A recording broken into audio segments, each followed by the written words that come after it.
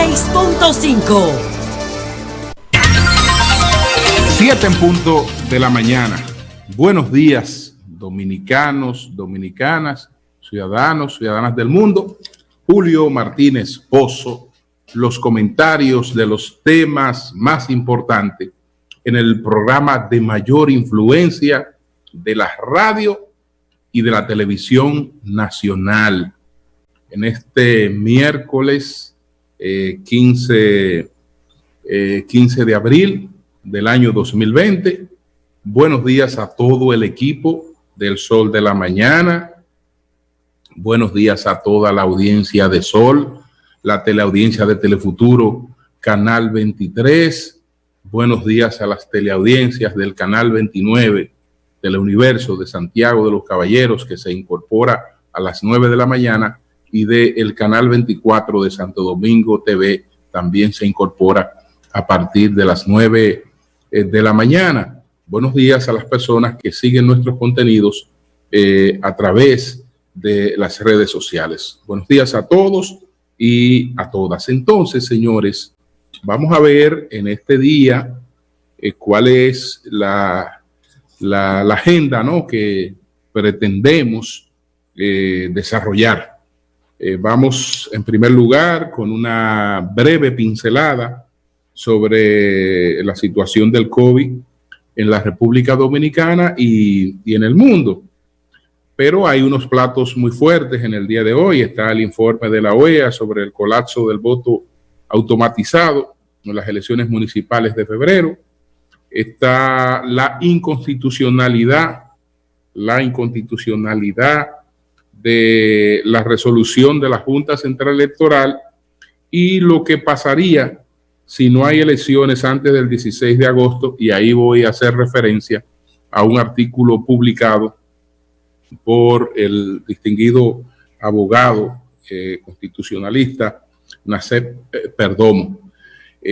También me voy a referir a un artículo que publicó en el Listín Diario el embajador dominicano en el Reino de España, que lo tituló Balaguer y la transición española. Entonces, bueno, inmediatamente sobre la situación de el coronavirus en la República Dominicana, pues tenemos, en primer lugar, quiero reiterar las condolencias por el fallecimiento del señor José Ignacio Morales, mejor conocido como el Artístico. Información que ofrecimos en el día de ayer, poco después de que se produjera su fallecimiento. José Ignacio Morales, el Artístico, bueno, una persona sumamente conocida, destacada por su trabajo, y lamentamos mucho su fallecimiento. Bueno, eso es lo que tiene que ver con él. Por otra parte, aquí estoy, buscando una información sobre lo que se resumió en el día de ayer.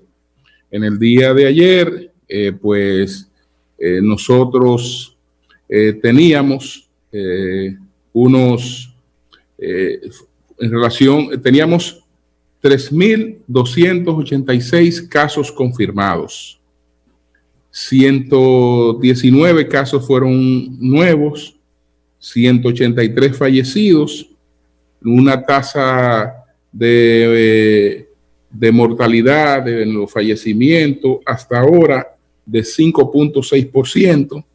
Teníamos 162 personas recuperadas, 7.162 descartadas, y se habían aplicado, hasta el momento de este informe, unas 10.448 pruebas. Ahí hay informaciones buenas y malas.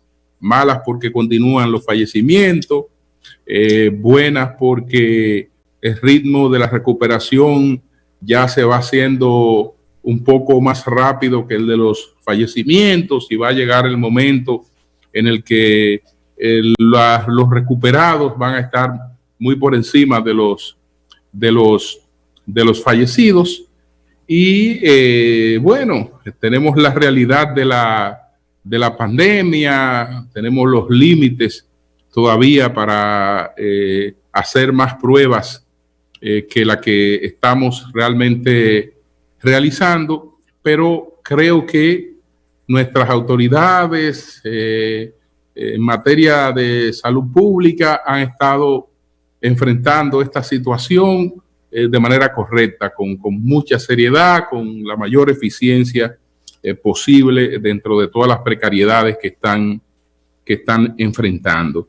Entonces también, pues ayer el señor Gustavo Montalvo, que es el presidente de la Comisión de Alto Nivel, anunció que la Dirección de Compra y Contrataciones va a hacer una publicación de los procedimientos mínimos requeridos para los procesos de emergencia.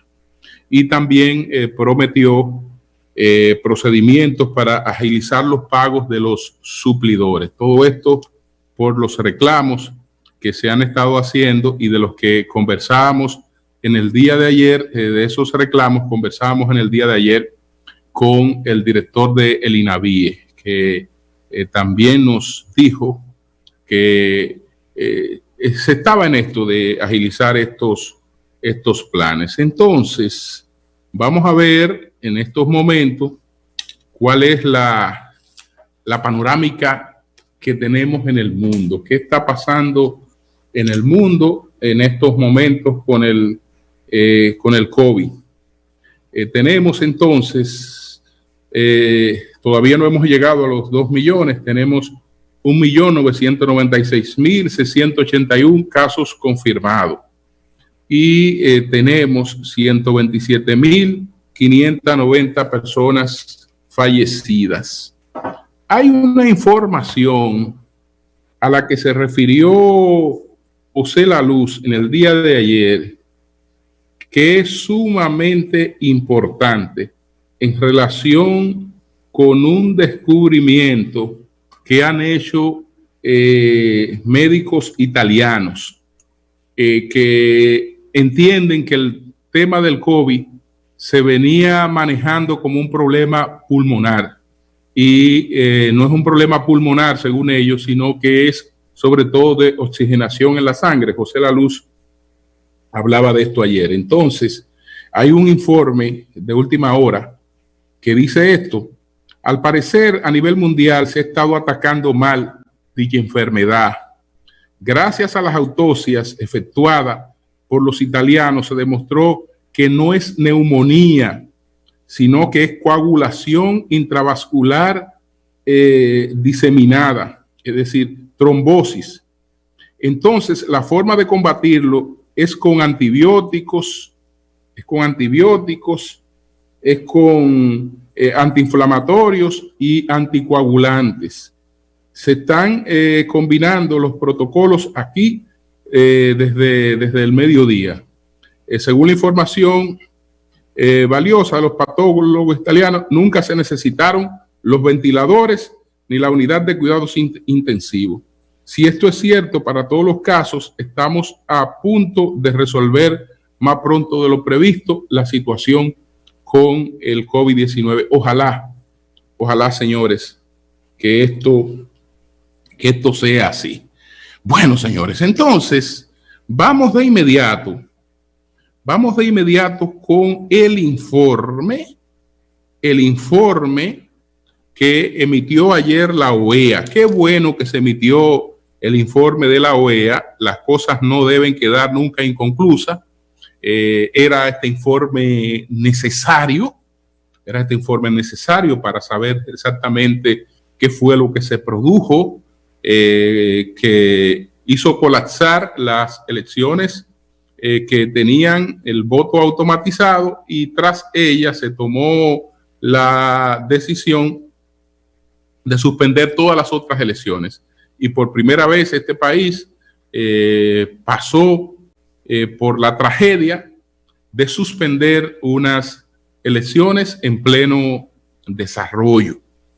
En principio se iniciaron unas investigaciones, después el gobierno se percató de que no había credibilidad para llevar a cabo esas investigaciones en un ambiente tan politizado como es el de pleno apogeo de una campaña electoral, y puso esto en manos de la OEA, que ha demostrado en todas partes del mundo su imparcialidad y su alta capacidad técnica para llevar a cabo estas investigaciones. Entonces, esa decisión de poner esto en manos de la OEA fue una decisión correcta. Ahora bien, ¿qué ha determinado este informe de la OEA?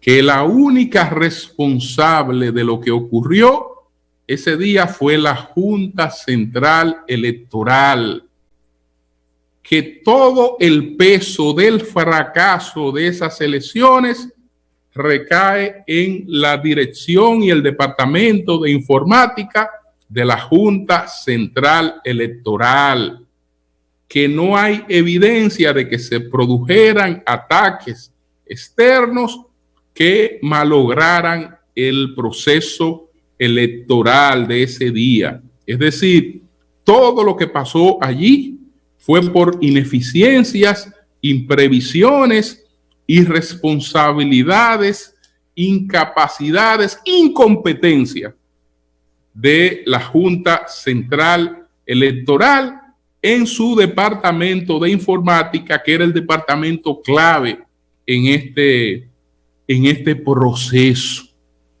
Eso, señores, debe tener consecuencia, porque eso le salió a este país por varios miles de millones de pesos.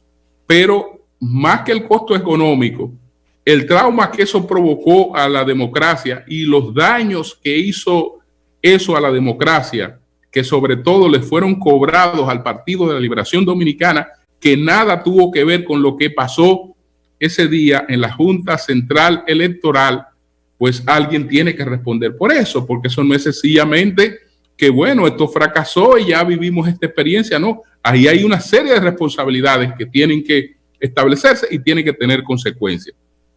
Hay distintos resúmenes de esto.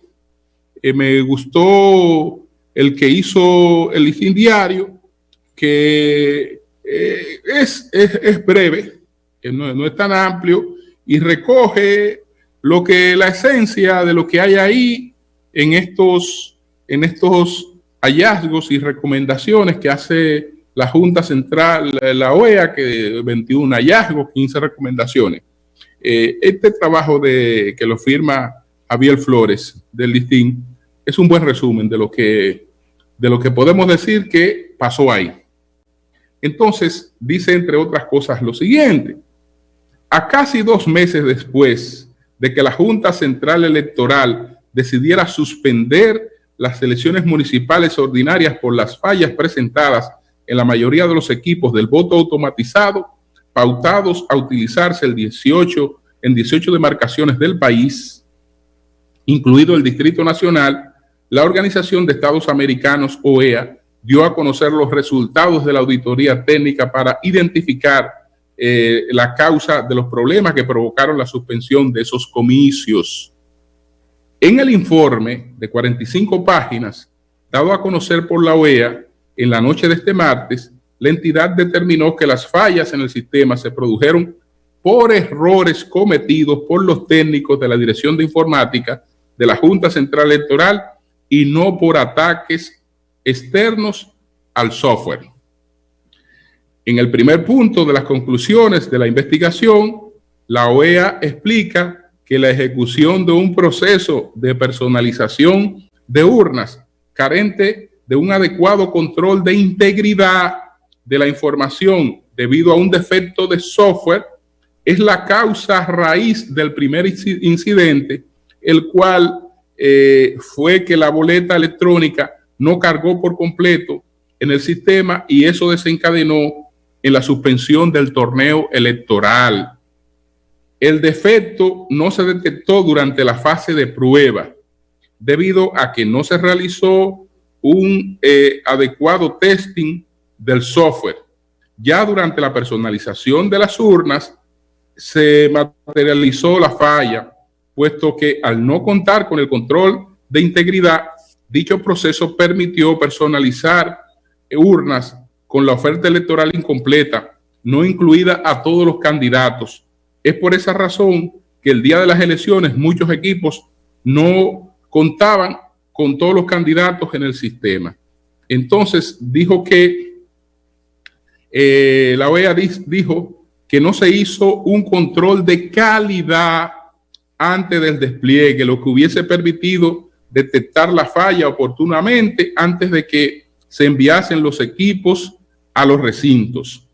El punto 6 de dicho informe señala que el inicio de la votación con la oferta electoral incorrecta en un grupo importante de colegios electorales demostró que una falta de coordinación del personal a cargo del operativo y una deficiente estrategia de mitigación. El limitado porcentaje de colegios electorales que logró iniciar la votación correctamente sin fallas, sumado a los pocos que pudieron remediar la oferta electoral iniciar posteriormente, dejó expuesta la incapacidad técnica de mitigar la falla en la totalidad de las urnas ante las situaciones planteadas. La OEA también determinó que fue un error de los partidos en pensar que esos problemas podrían ser resueltos entre las 5 y las 7 de la mañana del domingo 16 de febrero. Esto tampoco es una explicación para la inexistencia de un plan de prueba testing adecuado que pudo haber detectado la falla a tiempo y así evitar la situación inédita para el país. Entonces, ¿qué tenemos? Toda la responsabilidad sobre el Departamento de Informática, sobre la Junta Central Electoral. Toda la responsabilidad del fracaso de un proceso costosísimo en el que se invirtieron miles de millones, varios miles de millones de pesos, recae sobre la Junta Central Electoral y su Departamento de Informática. Hay algunas preguntas que quedan pendientes. Por ejemplo, el caso de un técnico de Claro y el caso de un coronel de Claro que fueron investigados y que se entendía que ellos tenían responsabilidad en lo que había ocurrido. Perfecto. Este informe dice que lo que ocurrió no tiene que ver nada con lo que pudiera haber pasado entre ese técnico y ese coronel. Es decir, lo que ocurrió, el colapso de las elecciones fue por las fallas que está expuesta en el informe de la OEA. Eso estamos claros. Eso está muy claro y eso es contundente. Además, eso desde el principio dijimos que era vinculante. ¿Qué quiere decir vinculante? Que lo que ese informe establezca, eso lo vamos a aceptar todos. Y eso tiene consecuencias jurídicas, perfecto. Es decir, si las consecuencias jurídicas de eso dicen que esas personas no estuvieron asociadas a lo que pasó, no estuvieron asociadas a lo que pasó con el colapso de las elecciones. Perfecto. Ahora bien, ¿por qué esas personas se le mencionó públicamente? ¿Por qué a esas personas se le investigó? Esas personas se le investigó porque hay una conversación que no ha sido desmentida, incluso que fue afirmada entre el técnico de Claro y ese coronel que era el encargado de seguridad o estaba en los servicios de seguridad del candidato Luis Abinader. El hecho de que esa gente no tenga responsabilidad en lo que ocurrió no quiere decir, sobre todo para Claro, que es la empresa que tiene que responder por eso, no quiere decir que la conducta y el comportamiento de esa persona no fuera una conducta contraria a la imparcialidad y a la lealtad que se supone que una empresa que está brindando un servicio de garantía de un proceso electoral debe brindar. Es decir, a ese señor se le investigó y ese señor se le mencionó porque ese señor está en una conversación con una persona que tenía un rol beligerante en ese proceso. una conversación que no tiene nada que ver con los servicios para los que esa empresa fue contratada y con la lealtad que esa empresa le debía al proceso, que era con el proceso la lealtad, no con un candidato determinado.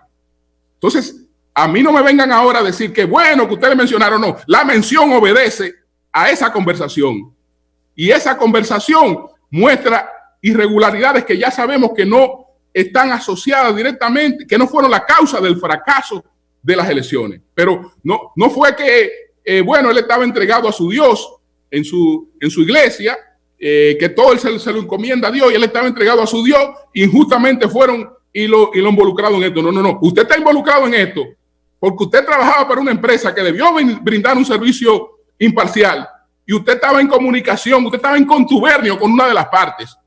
Por eso que usted está involucrado en esto. Entonces, eso quería dejarlo bastante claro. Que la empresa, entonces, en ese sentido, tiene que hacer un pronunciamiento. ¿Por qué? Porque nosotros vamos a seguir teniendo elecciones. Entonces, hay que establecer si hay una plena garantía de la imparcialidad de los servicios que brindan los técnicos que van a trabajar de las distintas empresas en un proceso como este. Eso es lo que tiene que ver con eso. Entonces, bueno, de ahí pasamos al otro tema.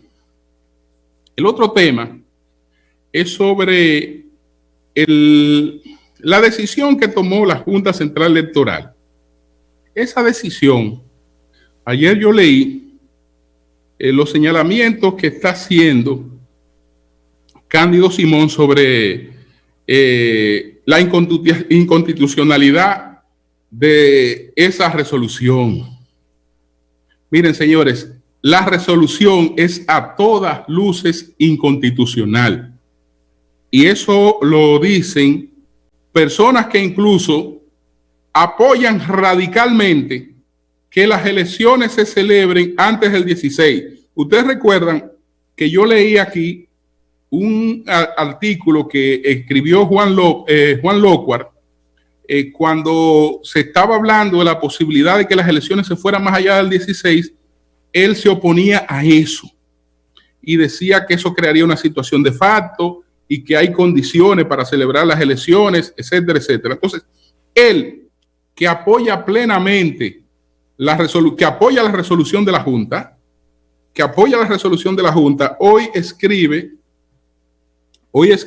un artículo que dice aplazamiento de las elecciones, inconstitucional pero realista. Y admite que la resolución es inconstitucional y que los partidos políticos, pero que no tenemos de otra, dice, porque los partidos políticos no van a ser capaces de ponerse de acuerdo para una modificación transitoria del artículo 209 de la Constitución, que no se presta a interpretaciones. Ese artículo 209 de nuestra Constitución, ese artículo no se presta a interpretaciones, es categórico. Y no es verdad que la Junta Central Electoral tiene facultad para modificar la Constitución. Eso no es verdad. La Junta Central Electoral, después del fracaso de las elecciones, que fue su total responsabilidad, se inventó una anulación de las elecciones o digamos una posposición de las elecciones por la falla que se habían presentado. Pero una cosa es que un proceso se inicie y el proceso se posponga y no fue pospuesto, fue que se anuló porque los votos que ya se habían emitido no se contaron otra vez, fue que se anuló. Ella no podía hacer eso. Pero bueno, lo hizo y ya eso está consumado. Pero la Junta Central Electoral no puede modificar la Constitución de la República. Y la Constitución de la República, en su artículo 209, establece categóricamente que las asambleas electorales funcionarán en los colegios electorales que serán organizados que serán organismos conforme a la ley. Y bueno, por razones de tiempo, la de presidente y vicepresidente, representante legislativo y parlamentario serán el tercer domingo del mes de mayo. Y las autoridades municipales lo especifica de manera clara, categórica, y eso no lo puede modificar la Junta Central Electoral. Esa es la Constitución de la República. La Constitución no la modifica una resolución. Una resolución de la Junta no puede modificar la Constitución. Y sabemos que hay una situación de fuerza mayor y de emergencia, pero eso solamente lo puede hacer el que, en función de esa situación de emergencia, puede modificar la Constitución de la República, que es la Asamblea Revisora de la Constitución de la República, la única que puede modificar la Constitución. El Partido Reformista entiende que puede hacerse por vía del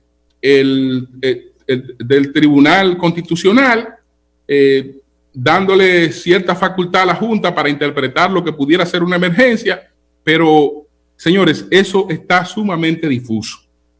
Eso está sumamente difuso. He hablado con distintas personas y el criterio es igual, es inconstitucional. Es inconstitucional. La resolución 42-2020 de la Junta Central Electoral es inconstitucional. Imagínense, una junta responsabilizada del colapso de unas elecciones como la que se presentaron, ahora a organizar otras que son inconstitucionales, que de entrada son inconstitucionales. Imagínese usted hacia dónde vamos a parar nosotros con la credibilidad de un proceso, ya con la propia credibilidad de la Junta, muy pues afectada por las consecuencias de este informe. Señores, si nosotros no estuviéramos tan lejos, tan cerca de la celebración de un proceso electoral, lo más conveniente habría sido la renuncia del Pleno de la Junta Central Electoral después del informe de la OEA. Pero yo no estoy sugiriendo eso, yo no soy hombre de caos. No, yo quiero estabilidad, yo quiero paz para este país, pase lo que pase, venga quien venga, paz, estabilidad para este país. Pero las consecuencias de ese informe no son para menos. Ahora bien, que con eso a cuesta se venga ahora un proceso que de entrada es inconstitucional. Bueno, eso, señores, no debemos permitirlo. Nosotros tenemos un liderazgo que tiene que ser responsable. Vamos a hacer las cosas, insisto, bien hechas. Entonces, decía que hay un artículo de Nace Perdomo sobre qué pudiera pasar, dice este artículo, si no se celebran las elecciones antes del 16 de agosto. Las posibilidades de que no haya elecciones antes del 16 de agosto son amplísimas, porque ya tenemos una primera resolución de la Junta, pero esa resolución es inconstitucional. Tenemos a la Junta en muy precarias condiciones para organizar inmediatamente un proceso por los resultados de este informe. Entonces, tenemos la situación de la pandemia, que no sabemos cuándo esa pandemia va a ceder, y después que ceda, sí, ¿qué pudiéramos hacer? Entonces, bueno, no puedo leer completo el artículo de Nace Perdomo, tampoco quiero que se entienda que estoy buscando extraer cualquier cosa con interés que no sea solamente el de reflejar exactamente lo que él está diciendo. Él dice, se pregunta, ¿es posible poner en marcha los mecanismos de sustitución de los congresistas que los nuevos a su vez escojan a los nuevos presidentes y vicepresidentes? No lo he puesto que los mecanismos, bueno, él dice, no lo es, puesto que los mecanismos de esta sustitución establecidos en el artículo 77 de la Constitución no prevén la posibilidad del cese de todos los congresistas a la vez, sino que requiere que cada Cámara continúe operando una mayoría funcional para que ésta pueda seleccionar a los sustitutos. Si los congresistas abandonan sus curules por el mandato del artículo 174 de la Constitución, entonces deben hacerlo todos al mismo tiempo. No habría quien seleccione a su sustituto. La única solución posible la encontramos en el contraste entre los principios fundamentales de nuestro sistema político constitucional, el principio democrático y el de la limitación temporal del poder. El primero llama a que los cargos más importantes del tren estatal estén ocupados por personas con legitimidad democrática, es decir, que hayan recibido el voto directo de los ciudadanos. El segundo llama a que el ejercicio del poder sea temporal, motivo por el cual existen los periodos constitucionales para su ejercicio.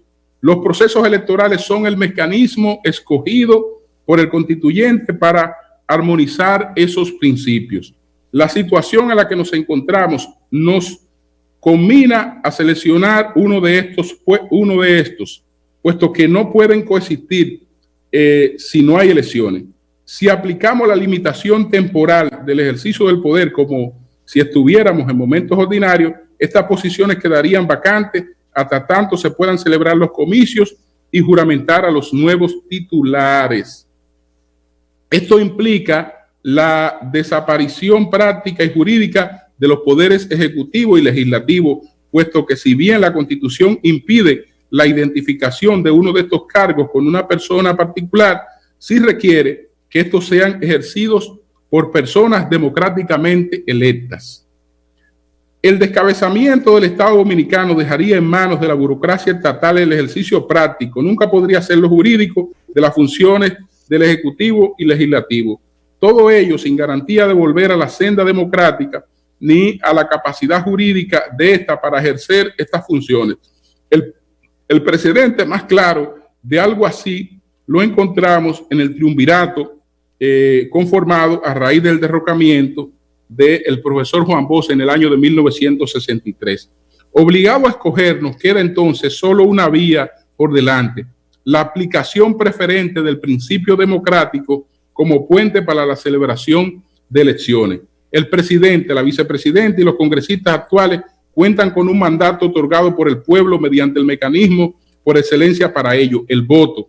Nadie, ni ningún consenso puede reclamar legitimidad democrática mayor que si no se ha sometido a elecciones que validen su reclamo. Los funcionarios públicos electivos solo pueden ser sustituidos por personas que hayan ganado elecciones, por nadie más.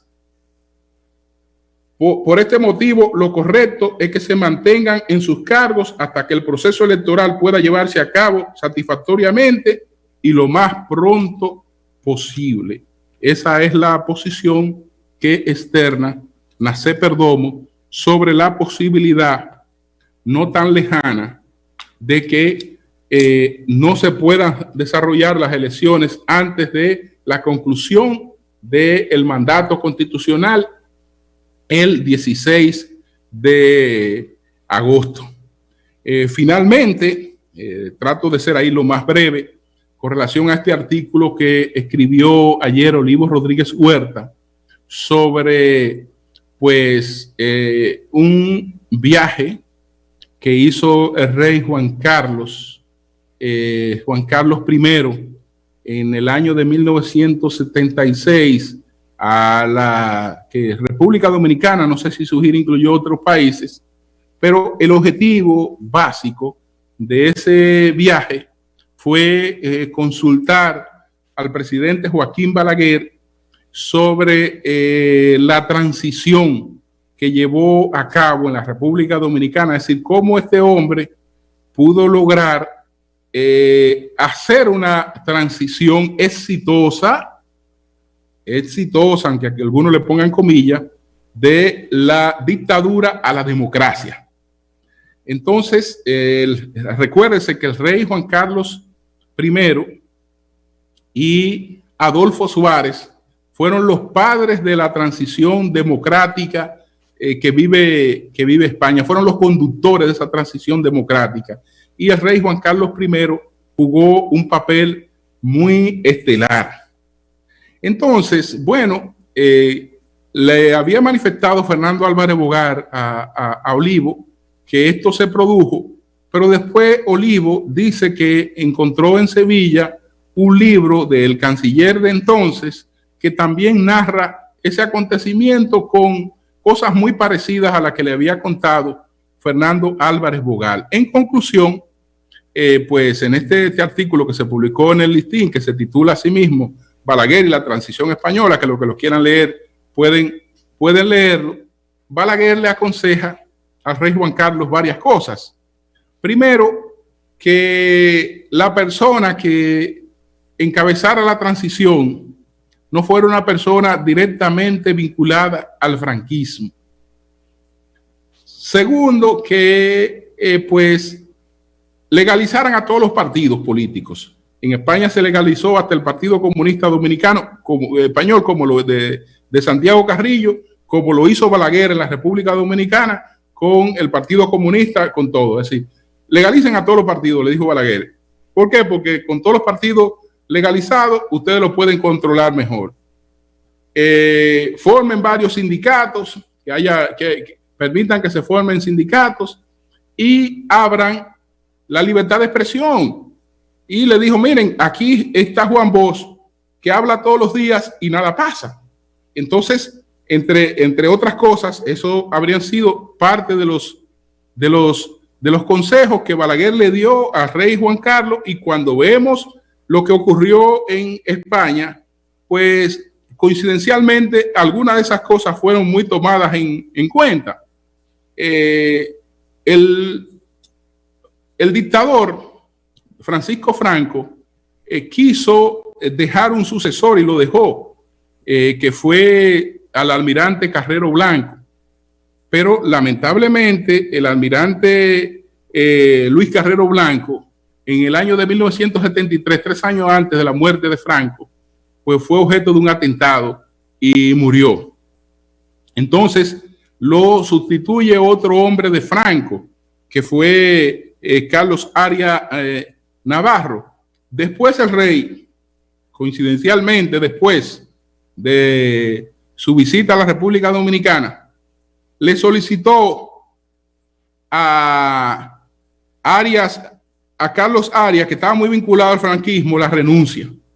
Y ahí propone a Adolfo Suárez como cabeza de la transición española. Es decir, que de acuerdo con estas revelaciones, Balaguer, el Balaguer dominicano, ese Balaguer tan menospreciado por algunos en este país, ha sido también uno de los mentores de la transición española. No sé cómo le habrá caído esto en el ojo a alguno. Cambio y fuera.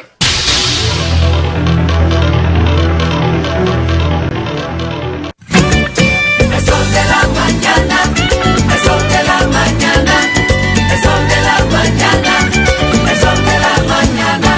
Sin filas, sin aglomeraciones, sin arriesgarte. Recibe tus remesas en casa. Entra a bancounion.com.do.